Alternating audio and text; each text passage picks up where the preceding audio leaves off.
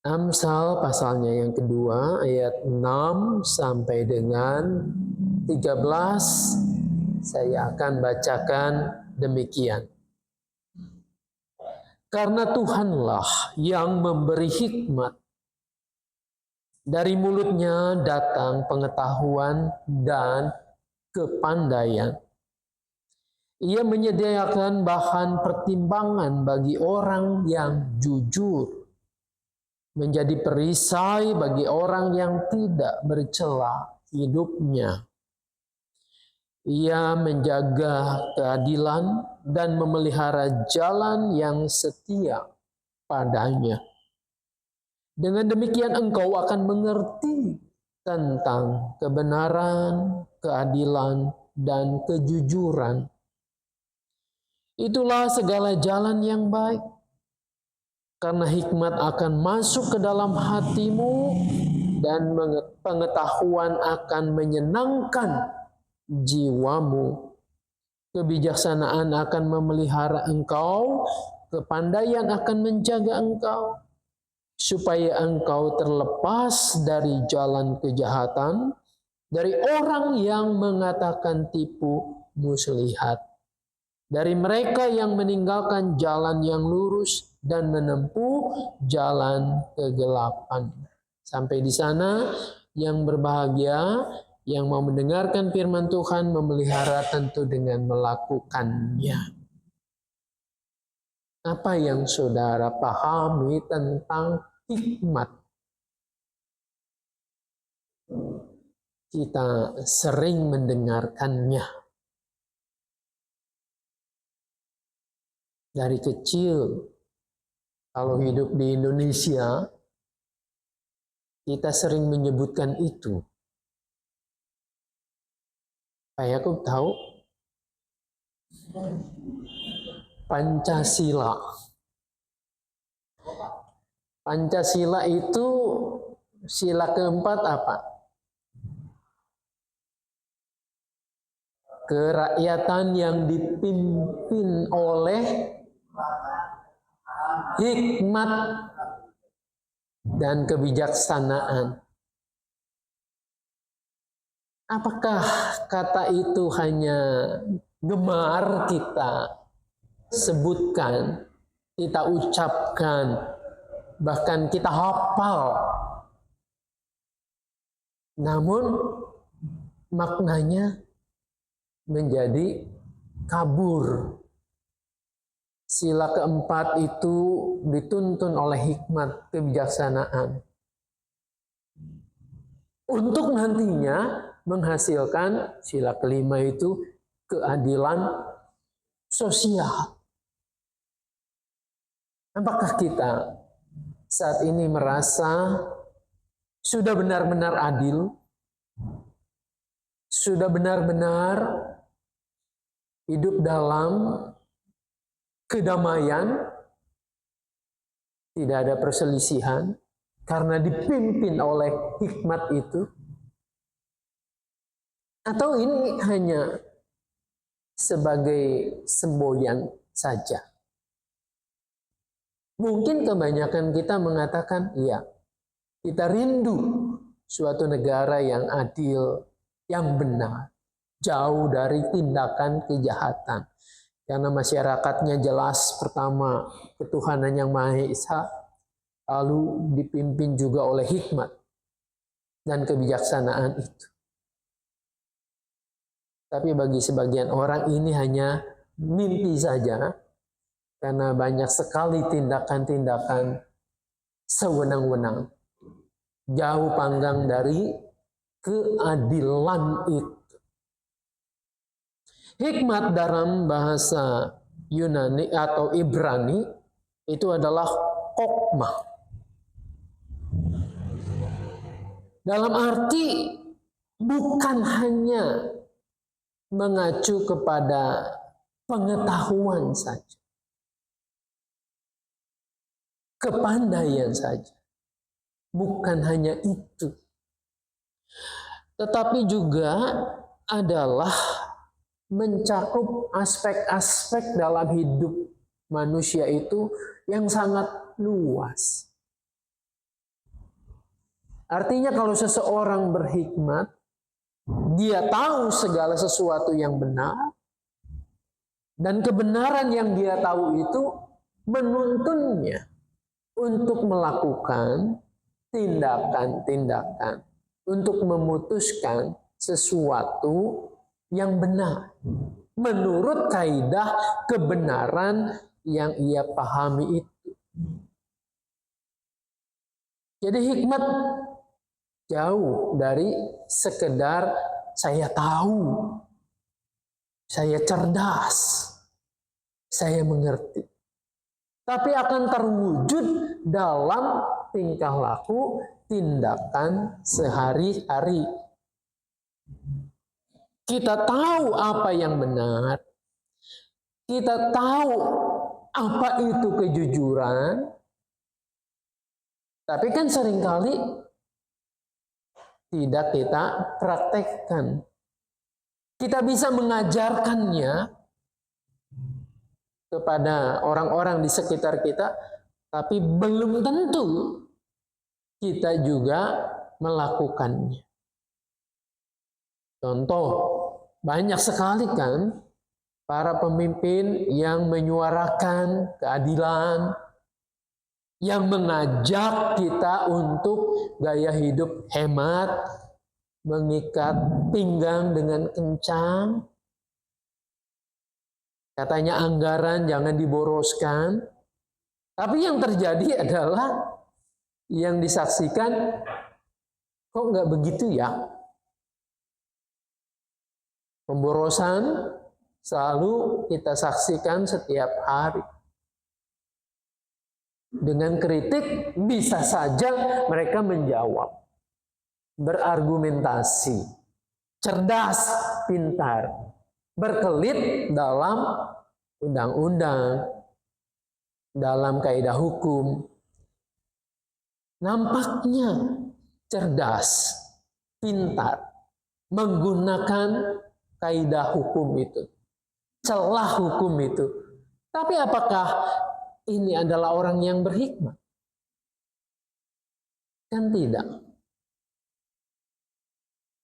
Alkitab menampilkan sosok yang berhikmat itu adalah Salomo misalnya. Dia memintanya kepada Tuhan. Ketika Tuhan menawarkan, minta apa? Salomo meminta hikmat untuk menimbang mana yang baik, mana yang benar, mana yang salah, mana yang keliru.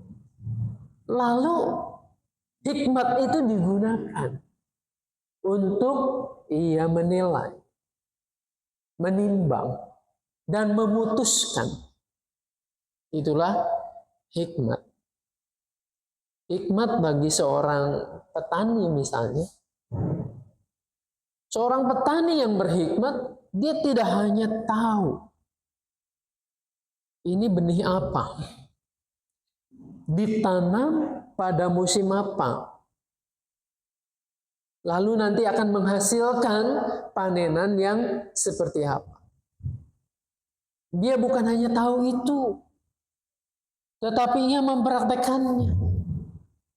Ia menanamnya, ia memelihara, merawatnya, sampai ujungnya ia bisa memetik hasil panennya. Seorang pelaut, kapten sebuah kapal. Laut ini dikatakan ia berhikmat, tidak hanya ia tahu peta global, jalan menuju pelabuhan yang akan ditempuh. Tidak hanya sekedar tahu cuaca seperti apa, apakah ada badai atau tidak, tetapi ia mampu untuk mengendalikan kapal itu mengarungi samudera dengan berbagai tantangan dan akhirnya tiba di pelabuhan itu dengan selamat. Hikmat yang menuntun itu. Nah, untuk orang percaya, hikmat juga mestinya seperti itu.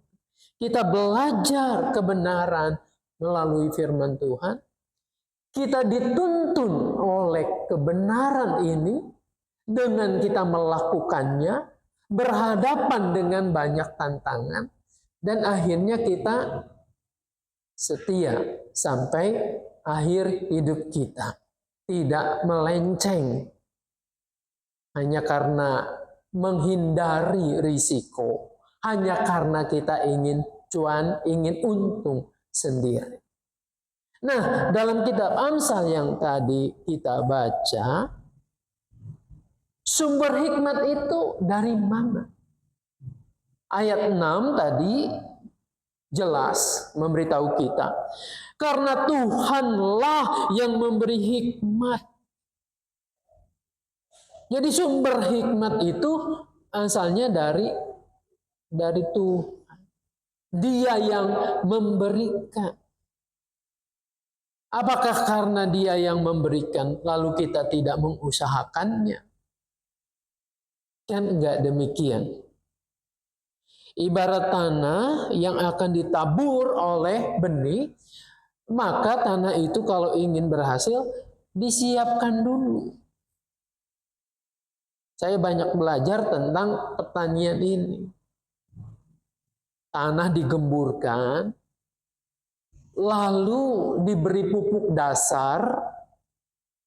Sesudah diberi pupuk dasar, sedikit ditaburi kapur pertanian dolomit supaya kadar keasamannya itu stabil. Lalu didiamkan agar meresap dan barulah benih itu ditanam. Ada prosesnya seperti itu. Nah, Tuhan sang pemberi hikmat ibarat sang petani yang siap menaburkan benih itu. Apakah kita menyiapkan diri ini? Hati kita ini, pikiran kita itu untuk menerima hikmat Tuhan. Jadi bukan sambilan saja. Orang yang mau dibentuk oleh Tuhan, yang mau ditabur oleh benih firman-Nya, yang nantinya menginginkan hasil yang baik, jelas harus ada kesungguhan. Harus ada kesiapan. Nah, ketika hikmat Tuhan diberikan, dari mulutnya datang pengetahuan dan kepandaian. Sumber hikmat itu Tuhan, lalu kita serap, dan disitulah timbul pengetahuan dan kepandaian.